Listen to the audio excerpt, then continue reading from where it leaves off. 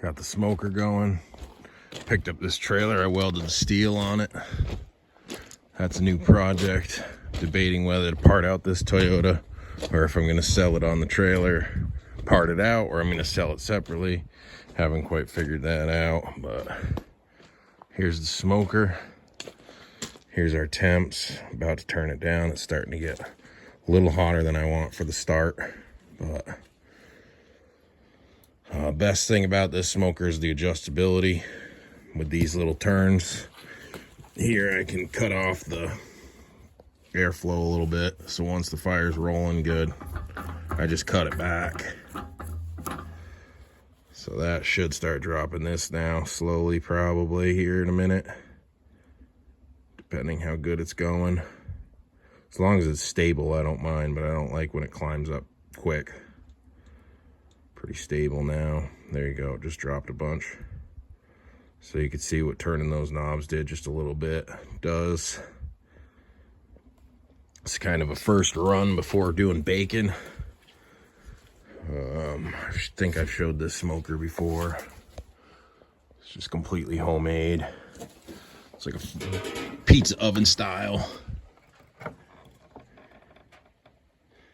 I just got that tinfoil cap and trying to keep the heat on the meat and keep it down so it's not going all over, because usually I have this lined with tinfoil like back here. If you can see that, yeah, you can see that. But right now, it's just empty with nothing. So until I get the tinfoil completely wrapped, which I will when I do the bacon, this is just kind of a test run. But so far, so good. So pork tenderloins are in there, jowls, and the pork tongue. We're gonna see how that goes. This will be the first time eating the tongue, so that'll be interesting. But I'm excited to try something different. You can see this is kind of stabilized, and I might turn it up just a little bit, but pretty stable. This thing's handy. If you're smoking, get one of these. I can go inside, monitor it from inside to an extent. So now I'm dropping a little bit lower than I want, so I'm just trying to fine tune it pretty much before I go back inside. Quick spike. And it also depends with the wind too, because the bottom doesn't have tinfoil and there's a lot of airflow up there. So that's part of it too. Ideally, like 180 is probably as high as I need to be.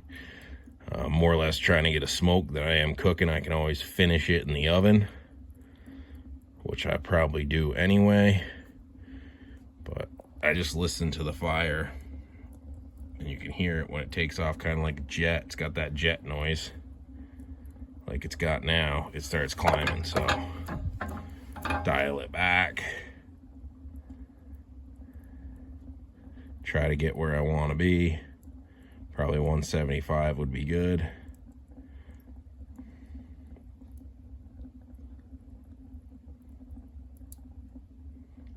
It's still whistling pretty good, so it might not have went down much. Give it a little more here. If you're gonna build a smoker, the biggest thing is adjustability. This one is ideal because between cracking the door or tightening the door and loosening these, I can really dial it in almost perfectly. You can see it's dropping a little more now, but smoke's pretty steady. It's a good color, good movement. You can see it's not airtight, probably it leaks all around it, but it works pretty good for what I'm doing. I'd say everything's been in there about a half hour now. I'm gonna turn it up just a little bit more, and then I might go in and take a break. Something like that, a couple turns. Does not take much.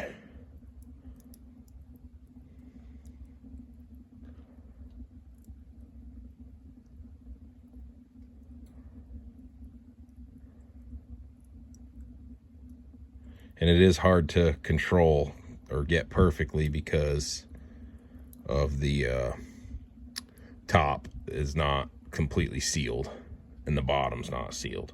So if there's a breeze, it automatically knocks the temperature down. So it's hard to dial in perfectly because of that.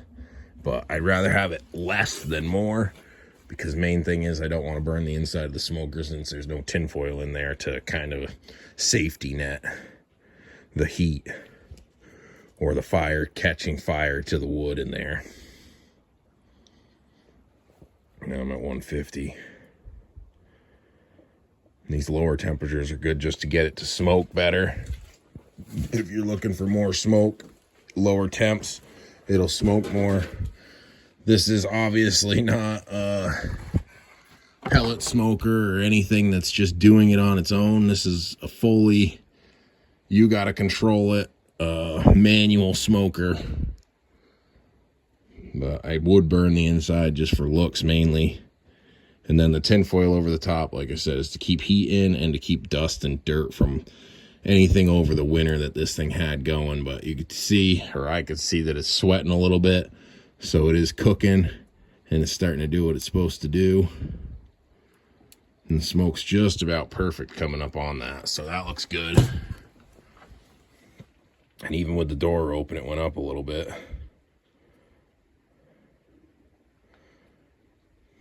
And this is what I talk about when I'm talking about the wind flow and how it hits this thing. It's going to lose heat. But overall, it's doing good. And then this is the actual sensor that's sending it to this thing. Any kind of barbecue, and you get these two things. It doesn't have to be this exact brand. I don't even see the brand on this. But gotta have it. This allows me to go in, sit, watch TV, and see where I'm at. Similar to if it was automated. But if it gets too hot, I got to run out here, shut the door, or adjust it.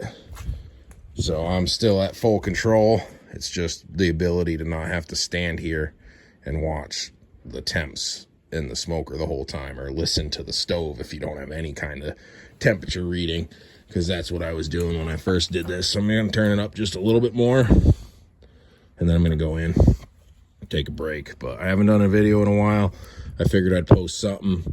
This is what I'm doing today, and yeah, that's where I'm at. I'm getting prepared to do bacon, so I'm just testing the smoker, kind of relearning, redialing, and see where it goes from there.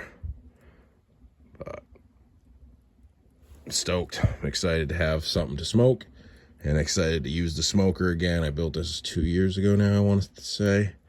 And it did bacon, and it did a few other things. Everything that comes out of it has been amazing. So I'm excited to try something new. The pork tongue, never had. So it'll be exciting to try something different out of it and see how it turns out. But that's a video update on the smoker.